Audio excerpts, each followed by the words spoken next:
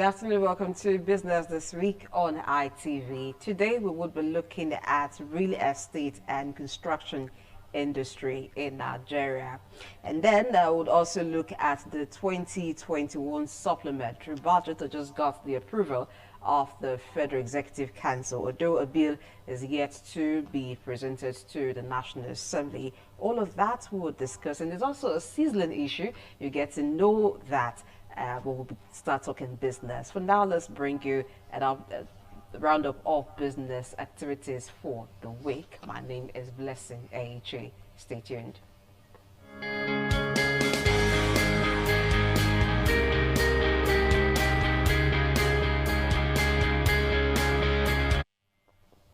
And business roundup. The Minister of State for Industry, Trade and Investment, Mrs. Miriam Katagum, has said the federal government is committed to supporting current efforts aimed at harnessing the immense potentials of the coconut commodity, whose global market worth is estimated at over $6 billion. She said the commodity has lots of economic, medicinal and nutritional value and enjoys huge markets in the country. The minister, at the inauguration of the 2021 coconut planting season in Abuja, however, expressed concern that despite its economic benefits, the current local supply could only meet about 20% of demand. She said there was need to urgently address the supply side constraints to boost the economy. She further explained that it was in the bid to reposition the coconut segment and address the supply gaps that the ministry had nurtured and formed the National Coconut Producers, Processors and Marketers Association of Nigeria, NACOPMAN. She stressed that as the 18th largest world producer of coconuts, the stakeholders must work harder to increase market share, and the best strategy is to start cultivation of the commodity for improved yield.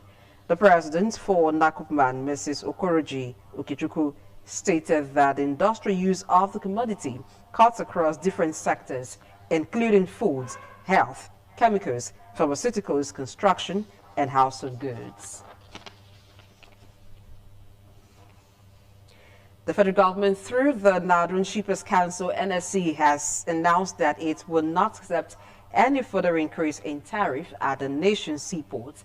It warned that any service provider that unilaterally increases its charges or rates will be blacklisted and sanctioned accordingly.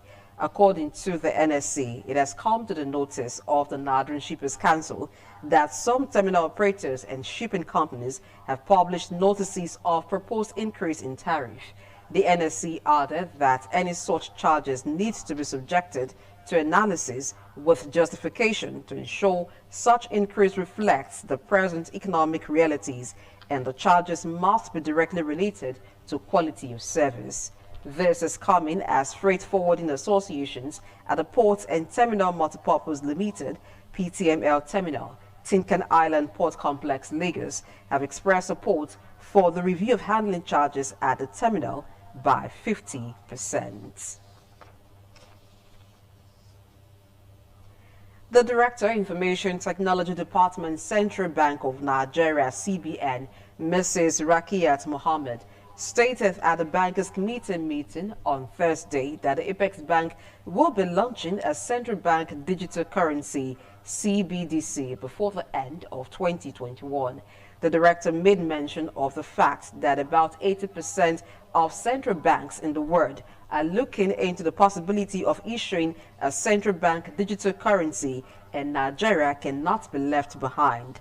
She also mentioned that the CBN had been exploring technology and had made tremendous progress for 2 years so far.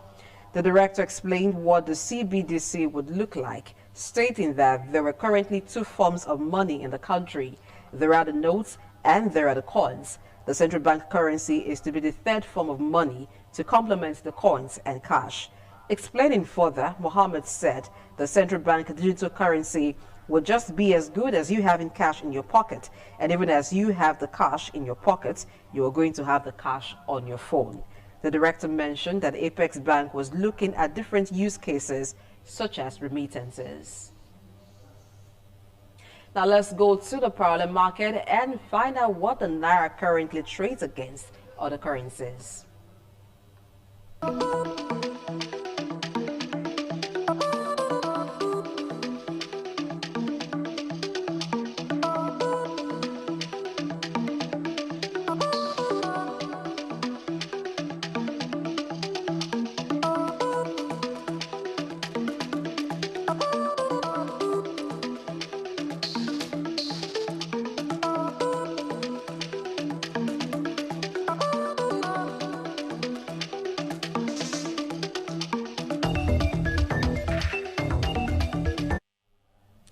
All right, there you have it. So we'll take a quick break. When we return, we'll begin talking about the 2021 supplementary budget alongside other sizzling economic issues. Stay with us.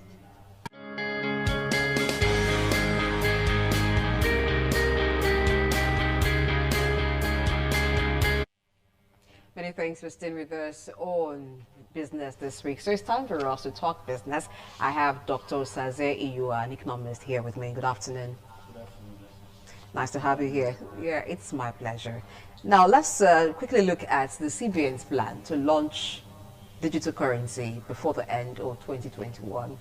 How does that feel, knowing that the CBN has plans for such? Yeah. We know the CBN has, on various occasions, tried to forewarn Nigerians or tell Nigerians, inform Nigerians about, to be cautious generally about the cryptocurrencies that Yes. they have in digital currency, they call it. So I know 2-3 occasions that CBN has warned or has cautioned use of it, and at a point they were even contemplating placing bans. So I think they want to have their own, which would be like a third variant of the conventional money, the notes and the coins, so that it will be a third variant, will have their own guarantee, Okay. their own assurance, their own seal. So I think that's the idea, so that they have their own special currency which Nigerians can have the confidence to trade with. So definitely it would be sort of a competition for the other crypto, the other digital currencies in the space. But if that's what ensures guarantee for Nigerians, then it's okay. Okay. All right, let's get into the 2021 supplementary budget before we look at the sizzling issues. It's tempting to just go straight to those issues, but let's talk about 2021 supplementary budget that got the approval of the Federal Executive Council 2 days back. So it approved 895 billion naira draft supplementary 2021 budget, and it's going to cover insecurity, COVID-19 vaccines, salaries and other health-related expenditure, as well as the recurrent components of defense and security expenditure. So basically, security is going to take a huge chunk of the 2021 supplementary budget. Do you have issues with the allocation? Do you have any concern regarding the allocation? Yeah, no. The concerns, I really don't have concerns with the allocation, except that my only concern is the fact that why a supplementary budget? I don't know. It's something that I'll probably need information about. If it's something that is written in stone that we must always present a supplementary budget during every year, because I think with proper planning, the supplementary budget idea is born out of the fact that emergency or unforeseen circumstances which were not envisaged at the time we were preparing the initial budget comes up, then the supplementary budget comes in as a quick fix to avoid, because definitely you cannot spend without government budgeting for that expenditure. So I don't know if it has now become a religion or something that has to be that is present. If not, I was trying to look at the items that were provided for in the supplementary budget, and I think except for the COVID, which even in my view is still not enough justification. It is not unprecedented. It was known that Nigeria would have to purchase vaccine. Yeah, we knew that. The only defense they might have is the fact that probably they were relying on the vaccines which were promised free from India, their AstraZeneca vaccines. But I know the COVID cases in India just recently spiked, so I think they have also reduced their exportation of those vaccines. But apart from that, you cannot even rely completely on grants, on free vaccines. You have to provide for your citizens, your people. So in the initial budget, there was no budget for COVID. But the other issues, security, they budgeted, and the budget is 770 billion for that. The COVID is 83.6 billion. Then there's this Nigerian Comprehensive AIDS program. That's for the health sector. So it's more like counterparts. Nigeria has to pay its part of this, but for the assurances of having these vaccines for those patients. Then the hazard, the 40 billion for salary adjustments, salary and wages adjustment for health workers. You know, the last doctor strike, there were some agreements reached with federal government with doctors. There's one ongoing negotiation with the doctors and Johesu for increase in hazard allowance from 5,000 to, there have been different proposals by government.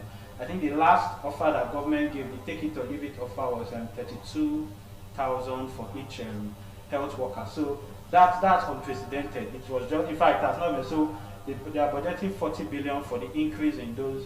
But at the other aspect, security, 770 billion. I don't know, because we know how much we have been budgeting for security over the last 5, 6, 7, in fact, the last 10 years. And we've been hearing so many stories as to how the funds have been spent. So I don't know. Is there a need for it? Yes, I think there's need to. It's a general fact that we need more equipment, APCs and other jets, fighters for the armed forces. But my question is, what has happened to all the funds that have been budgeted? In the initial budget in January, 894 billion was budgeted for the Ministry of Defense. So put together, it's running close to 2 trillion budgeted in 1 year for security. 1 billion was budgeted for capital.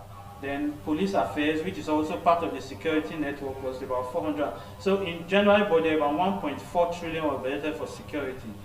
So I'm asking, has there been budgeted? So it's even over 2 trillion naira.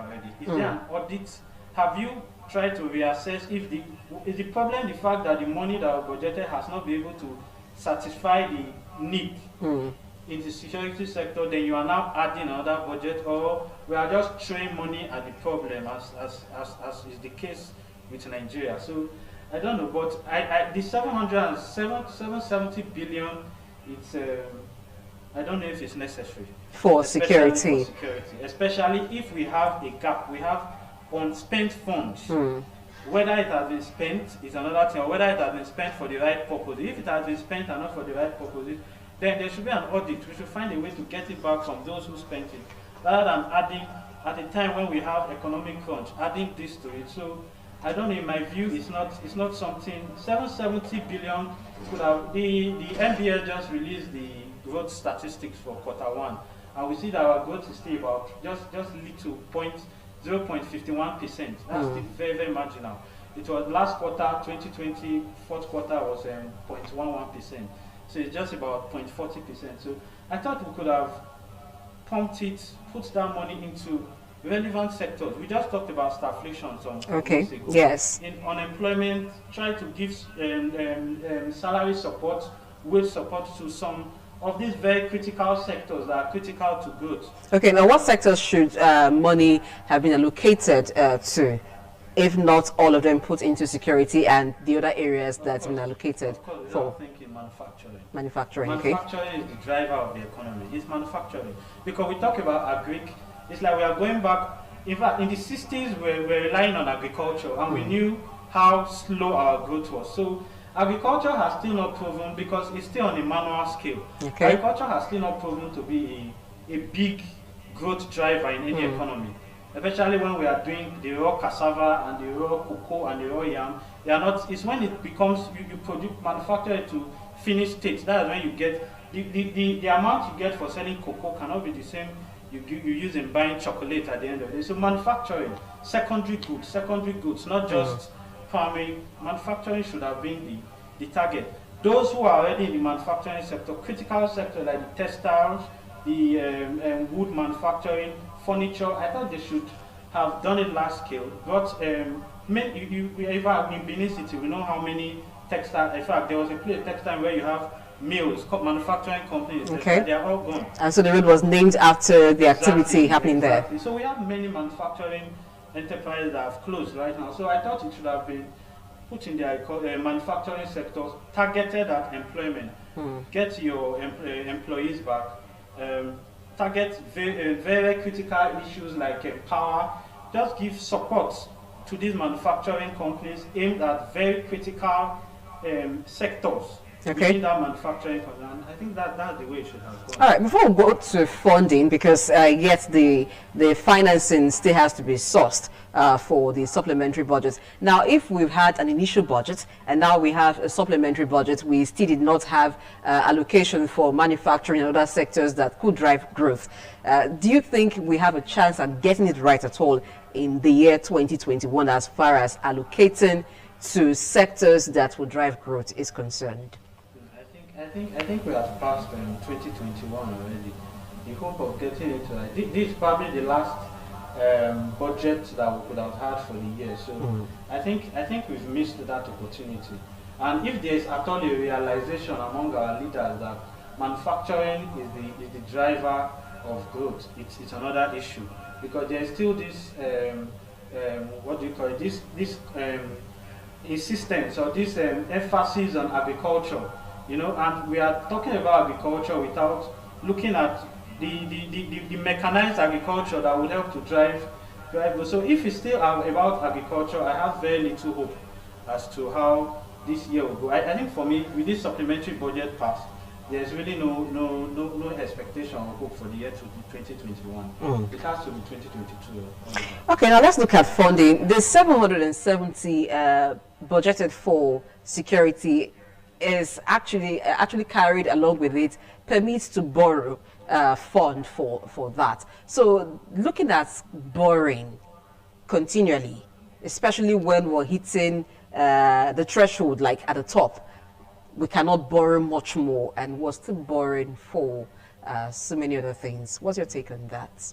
Yeah, the supplementary borrowing, the funding is largely from borrowing. Yeah, I think 39.8 billion. It's expected to be gotten from existing World Bank loans that they expect to have some restructuring agreement with World Bank. You know, when you restructure your loans, you deliberate with your creditors on how to probably reduce interest, the existing interest rate, and give a longer period of settlement. So that would help to save some funds.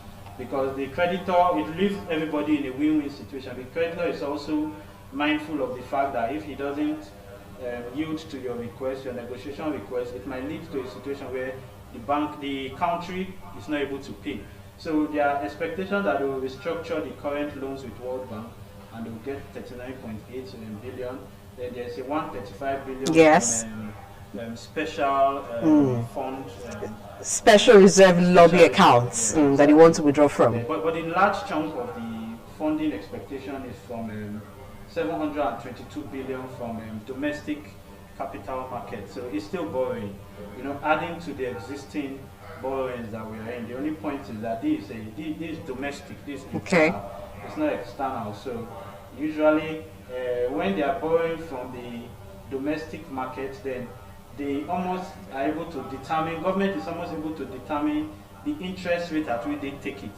Just like treasury bill, they tell you we are taking at 2%. So you really don't have any option. It's a free way. If you are ready to buy treasury bill, fine. Unlike when they are borrowing from international, the external or global world, then the creditor is telling you how much you are to borrow. It's either you borrow at 5%, you go. So then domestic loans are a bit more flexible. But in all, it's still borrowing. You know, and borrowing for security. The security sector, without trying to be careful, has turned out to be almost another milking industry for some interested parties. When they just budget it, and whether it's used is another point. So using borrowed funds to fund a sector that we are not, that you cannot put an audit, you cannot show any, there are not really no signs, there are really no ways that you can check if it was done on, because we are here, we don't know, we are not in Borno, we are not in Sambisa Forest to know if those jet fighters, those APCs were really bought. So it's just up in the air. So whether they spend it for the right purpose, we don't know. So borrowing for that, I don't know. It's I don't know. I don't want to use the word wasteful, but I think government. Well, since it's security, it cannot be considered as wasteful. Yeah, if it's secure, yeah, of course security. But using security as a bogus name to just siphon funds is difficult to say, but well, let's not conclude that the funds are being siphoned, because by the time they are released, maybe the defense ministry will come up to say these and that have been bought with the money. But apart from security that we know or we expect that the funds will be put into purchasing of equipment and handling one or two things that needs to be handled to improve security in the country. For the health issue, health-related expenditure, as well as, in fact, all of it seems to be health-related because the COVID-19 vaccine is health-related. So it's like the supplementary budget is divided into two to tackle security and then a health matter. But for those who will be receiving monies via wage adjustments, do you think it will have any impact in the economy overall? Yeah, it should. It should, because the doctors have complained, the health workers generally have complained about, because you really cannot imagine having to budget just 5,000 naira for a health worker as hazard for a whole month. Even ordinary headache, or you just get a random infection. How much do you sell antibiotics in the market? Okay. Antibiotics goes for between 3 to 5. Oh, well, you're not a dealer, so you cannot say that's how much it goes for. Anyway, so for 5,000 for a month, it's small. Okay. So it's necessary that there's an adjustment in hazard allowances. Even in the education sector, hazard goes for about 30,000. So it's in that aspect, I think it's a welcome development for the health sector. Okay. Yeah, we'll take a break. When we return, we will dive straight into the sizzling economic issues.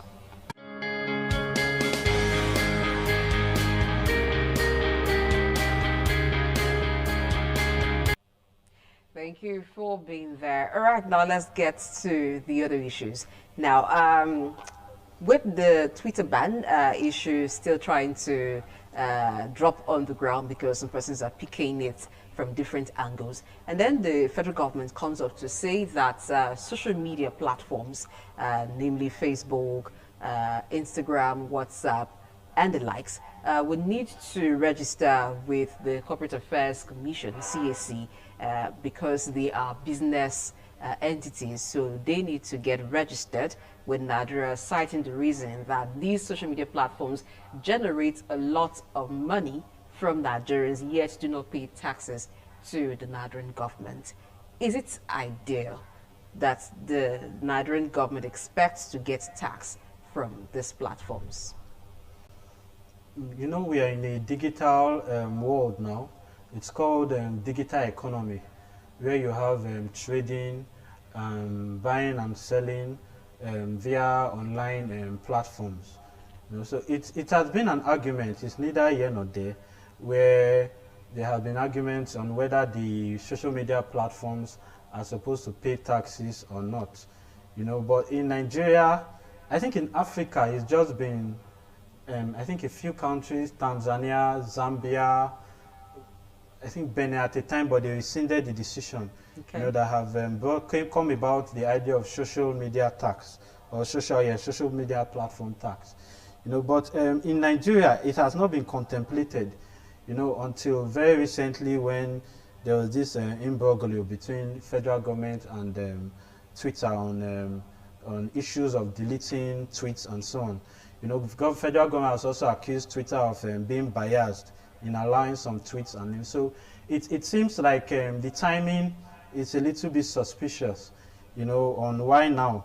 But asking them to register with CAC, it's a business concern, so it might not be out of place having to register a business concern. But usually, when you bring in registration of companies, it's usually expected that such company has a physical. There's usually supposed to be expected physical presence of that enterprise within the country. So that's why even in Europe there has been that debate.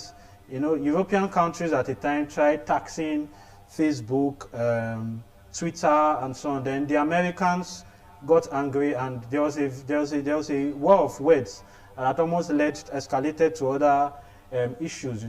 When the Americans tried to argue that you cannot tax an enterprise or a corporation that does not have a physical building within Europe.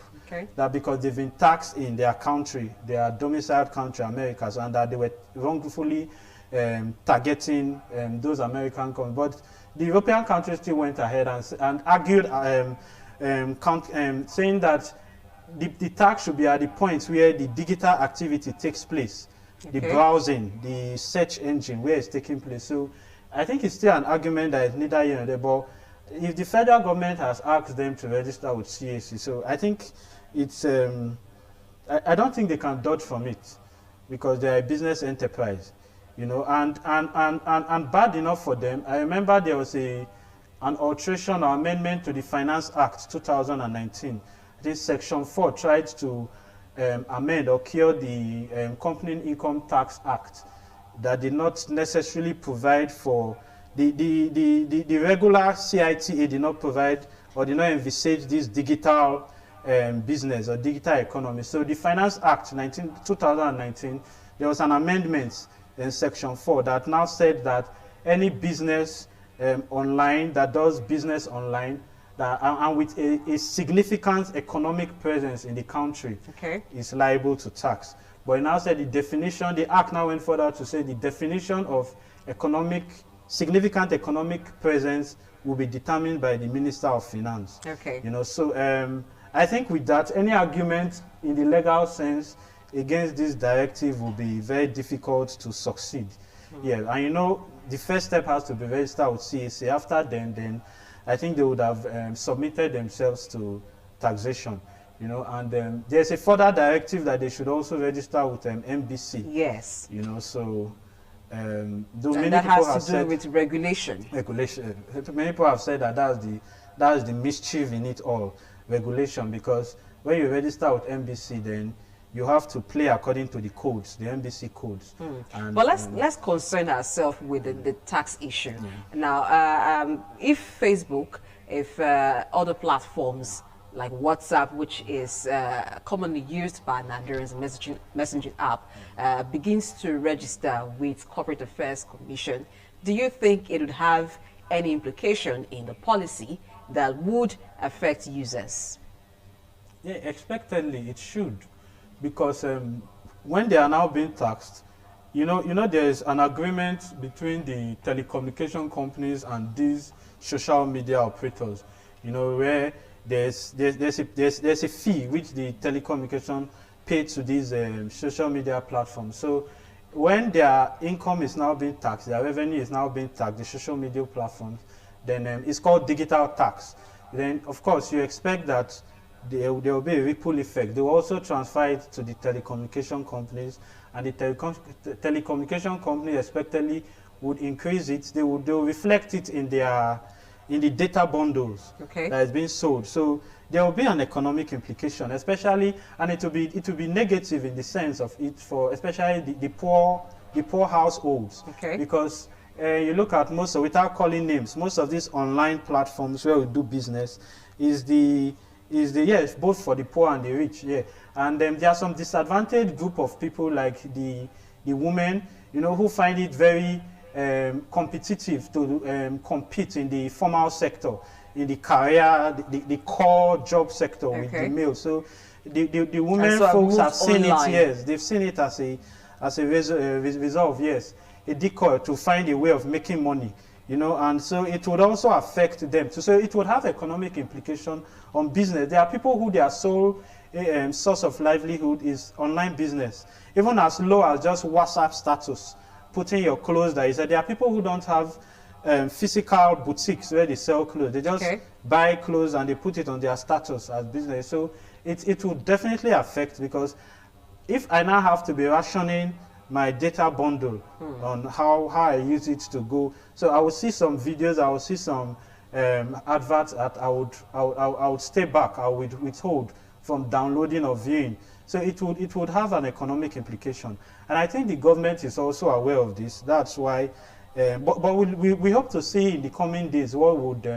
I heard Twitter has come to the negotiation table with federal government. I'm thinking that government might soft pedal at the end of the day. That's my thinking, because it's a mutual relationship. Yes, Twitter have said that they have lost, or it has affected them in terms of billions of naira during this short. And government also, it has been affected too, because the people, you expect that if the citizens have been affected, then it should affect government.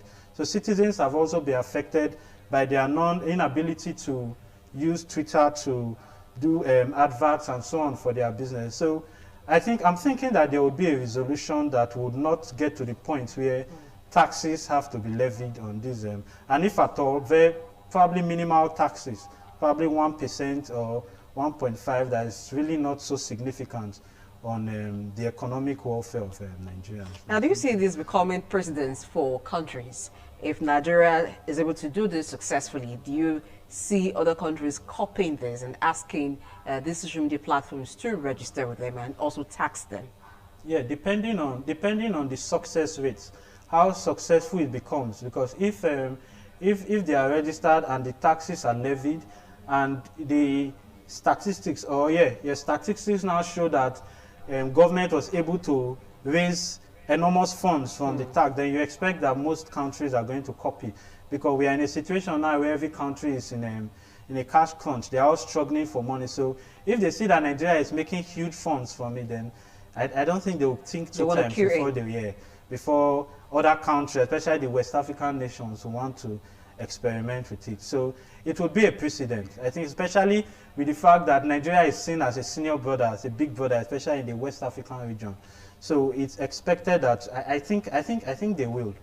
They will, especially the ECOWAS region. Now if that happens, and social media platforms are being taxed in every country where they are used, at the end of the day, how do you see such companies functioning? Do you see a situation whereby you can't access the network, or you can't access the platform because that particular platform is being taxed in the country, and so it can't be used there because they are trying to avoid being taxed? No, I doubt, because these people are into business. So it's already somewhere in their head that they have to pay tax for whatever service they render. As I said, in Europe, there are already taxes. Facebook pays. The last 2020, I was reading through an article and I saw that Facebook paid as much as $28.5 million in UK only.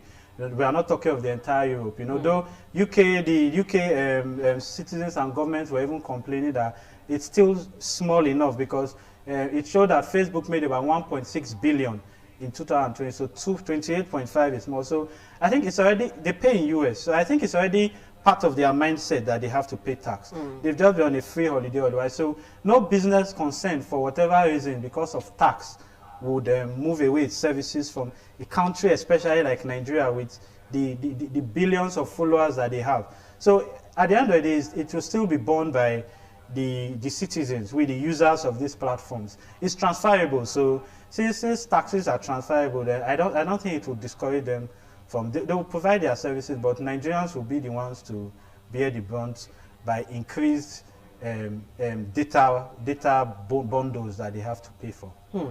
Okay, as some would say, what doesn't work for one may work for another. Now, with Twitter ban, it seemed like some other apps are coming up. Do you see this as a chance for other apps to break through and begin to sell their use in Nigeria? Yeah, I think it depends on the ingenuity of these of other competitors or other would-be competitors, ingenuity and available finance. I heard of a very big religious leader, without mentioning names, who had problem with Twitter at the time too. I think last 3 years or so, and he pulled out from Twitter, and the church now set up their own social media handle, without mentioning name also. And I heard their large following on that platform. So it's an opportunity for other would-be social media operators or sponsors to come up. Well, I think it will still depend on how long this impasse between government and Twitter lasts. Because as a business, as a smart business, you have to take a view of how the whole impasse would play, so that you don't jump in and in a week in a week's time there's a settlement, okay. and by then you are not able to attract the number of users that you expect to even cover your initial cost. Okay. So I think many people, in my view, still look at it as just a means of trying to get Twitter to the table to discuss terms and conditions with them. Okay. So I don't think it's it's not something that would last so long. So I don't think it just depends on the daringness of any other business operator. Okay. But in my view, I don't think it's but in my view, I don't think it's something that's very smart, because I know things will be arranged very soon, and Nigerians are not very quick at I don't know, experimenting with new things. Okay, so switching brands. So I think Twitter will still come back good, but it's just about the business mindedness of where a would-be competitor. But for now, I've not seen any signs of any new competitor coming in. All right. On a final note, when the platform on which you do your business is being taxed, do you see a situation where the person who also does business with whatever platform begins to be taxed? There have been talks for quite a while about taxing online businesses. Do you see that coming through from this? Yeah, I think that's going to still be the aim at the end of the day. Yes, there will be taxes on, because as I said, it's going to be transferred. Okay. So if you are paying for an online service, probably I had a friend who opened an eatery. He had to pay on one of the social media platforms for advert about $10. So that's a fee. So of course, with this tax, with any of these social media platforms being taxed, there will be an increase, probably to $15 or $20. So it means that it will still, yes, at the end of the day, the freelance that they were previously enjoying will be cut short. So yes, it's now a way of saying that you who didn't have a fiscal structure and was not taxed, you use the online business as an alternative, you also be taxed. So the same law that catches your platform would also catch you as well. Yeah, would also apply to the online user. And in any case, as I said, just related to the previous question, there are already alternatives to Twitter. Even you have many. No, not specifically Twitter. I'm talking about social media platforms. Now, in social media platforms are made to register with the CAC, and then they are taxed. So those who use these online platforms for their businesses, who do not have physical shops, physical offices that you can go to and say this is your physical shop, and so you must pay tax, that have for quite a while been enjoying this freedom of you do your business and you go home with your money, nobody asks you to pay tax because you are online. Do you see it getting to them as well? Yeah, it would. Okay. It would, yeah, it would. In the form of, even if they are not buying the data bundles, they pay certain amount for the each they call it megabytes or so. So for each traffic that they get, they would have to pay. So it will be transferable. The social media not to the platform, to governments. Okay, to government. Yes. Yeah, of course. It will now reflect. It should expectedly reflect in the tax that the telecommunication operators are paying. Okay. Yeah, of course. That's obviously the way government would get it. Yeah. So they are operating. They are not operating in a space. They are operating through these telecommunications networks. Okay, so it cannot be taxed individually. It won't. Yes. Okay. I don't see that happening. It will be gotten or retrieved or gotten from the telecommunication operators. Okay. That's my thinking. All right. Until then, I think some online businesses will be praying that the day doesn't come so soon when they have to begin to pay tax for online operations. Yeah, because most of them don't have, as we said, they don't have physical buildings or presence that you can go and give tax, what do you call it, tax proposal or tax certificate to that they should pay. So it will be gotten from the telecommunication operators. So as you said, most of them will be hoping that the day does not come. It doesn't come. If you thought it will come, they hope it doesn't even come quickly. I don't see it happening. It's just like a child. When you are trying to get a child to listen to you, you deprive him of something. Okay, I will not give you snacks, or I will not give you school fees. To get your attention. Then he comes, then say, okay, it's okay, let's forget about it. So I think it's just a negotiation tool. And when Twitter comes to the table and they give them their terms of conditions, then you feel other networks will be let off the hook. Will be fine. All right, it's still an emerging issue. Let's see how it goes. But for now, we'll just hope, or those who do online business will hope that they don't have to pay so much more, because by the time it's transferred to the telecommunication operators, and then you know that it's going to eat into their profits. Okay. That's the show today. Thank you very much, Dr. Sazeyua, for coming on the show. Thank you very much for having me. It's been a pleasure having you, as always. Next week, we will do the discussion on the real estate and construction industry. We've run out of time today, so next week, that will be our focus. My name is Blessing H. Until next week, stay safe.